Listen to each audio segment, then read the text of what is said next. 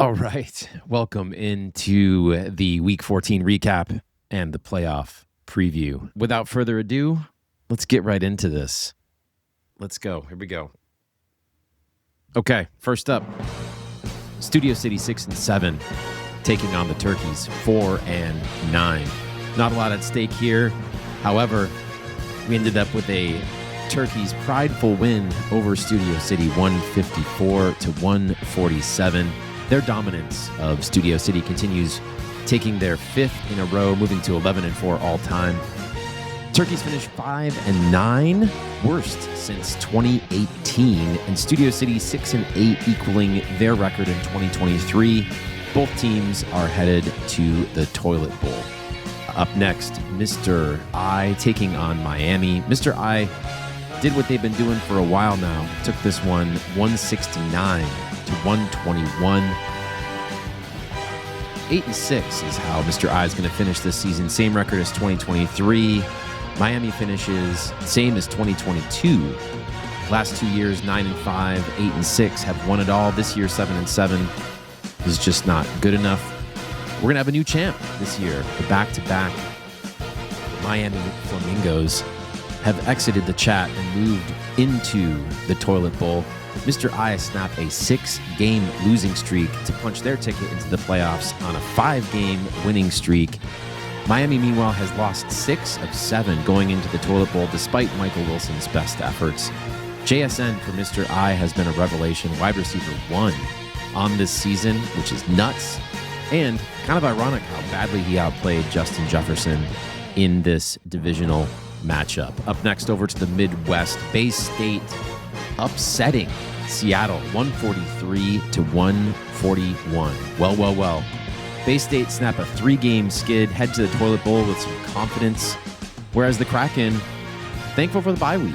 They're going to need a bye week to regroup after losing to Bay State, need to get their head straight. Seattle finishes 11 and 3, 10 and 4 last year, and 12 and 2 the year before, 33 and 9 over a 3-year stretch. What a dominant period here for the West Seattle Kraken. Bay State with their worst finish since their inaugural year in 2021, when they were known as the Bromance Broncos and finished 5 and 9. They rebounded after that year with 3 straight winning seasons, so we'll see what comes from them in the Toilet Bowl as well as next season. Up next, Bags 145, demolishing the Fighting Capybaras 145 to 81. Bags took care of business, punched their ticket into the playoffs. Burrow's return has been massive for them. LAFC, meanwhile, was without CMC. That's something they can't afford if they want to win games. He'll be back for round 1. LAFC continues to turn out 8-win seasons, 2023, 21, 2015, 2014, 2012. This team has a long history of winning. We'll see if they can make some noise in the playoffs. Bags with their first winning season since 2021, where they went 10 and 4. Could they be hunting their next ship this year? We'll find out in the playoffs. And finally, moving over to the West, the Jabronis beating division champ Yankees 131 to 126. Another division winner going down. First Seattle and now the Yankees is Javi's team, playing for pride and vibes. Takes them down by 5 with a masterful performance from Josh Allen and Odunze in the lineup, but not even playing. Yankees' second best player was their kicker. Jabronis with their worst finish in franchise history, hoping that their luck changes in the Toilet Bowl. Meanwhile, the Yankees with their third 8-6 season in 5 years. However, this was their lowest scoring output at that number in 3 seasons. Playoffs will tell the story of how good this team will or won't be.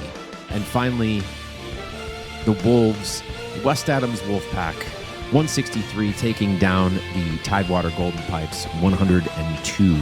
Wolves complete a season sweep of the Pipes, this time in convincing fashion. They'll need more from Jalen Hurts if they want to do anything in the playoffs. Pipes finishing 5 and 9, roll to the Toilet Bowl, hoping to find their groove and get their first trophy, albeit a giant golden-plated Toilet Bowl.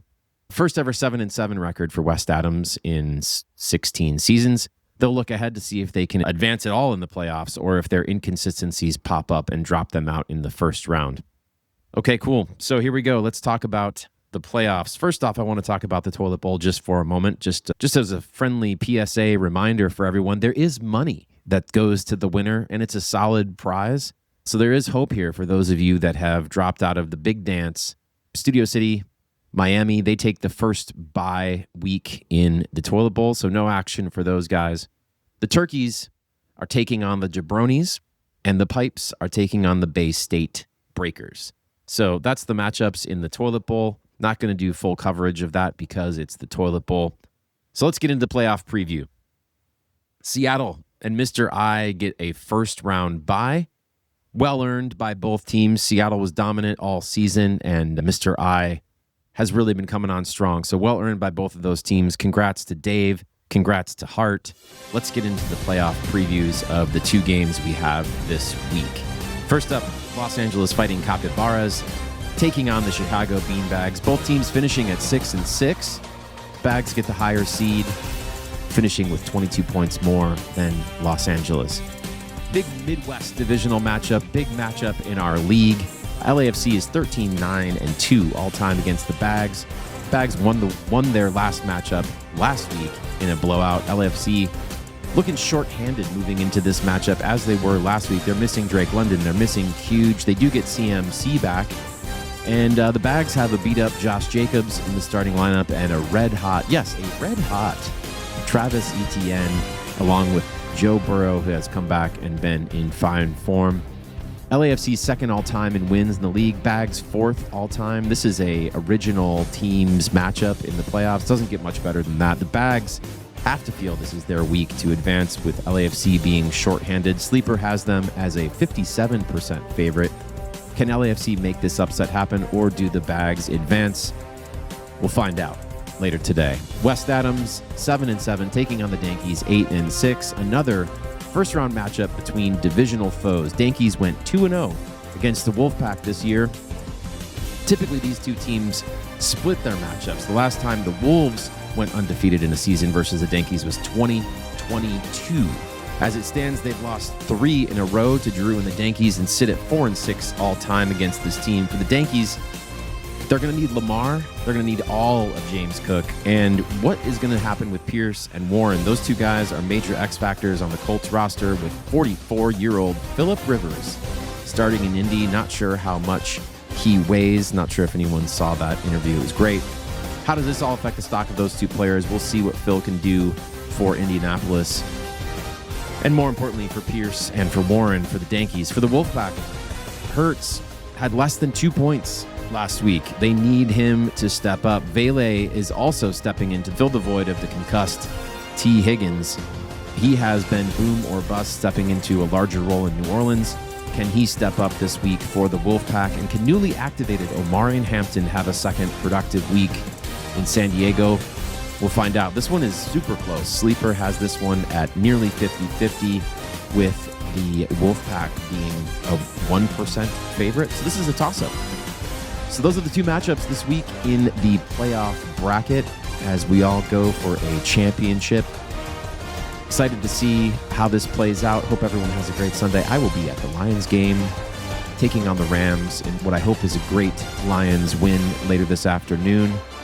Go Wolfpack. Talk to you guys soon.